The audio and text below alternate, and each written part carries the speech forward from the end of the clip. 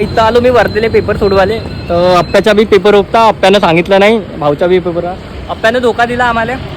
आप्प्यानं काल सांगायला पाहिजे होतं का माझा बी पेपर आहे. तर आप्प्या अचानक भेटला. आप्प्या तुला काय म्हणायचं आहे?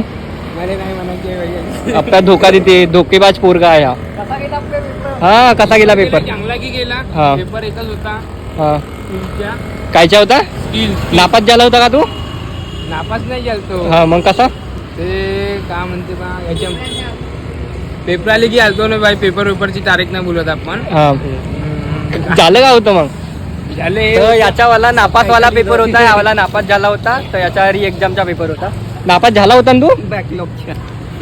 सांग ना बे. नापास की नाही गेलो ना रे बाई. नापास नाही झाले तो, कोणीच नापास नाही झालं. फक्त पेपर होता. म्हणून पेपराला गेलो नाही असं असं काहीतरी सीन झाला होता आहे ना रे. हा.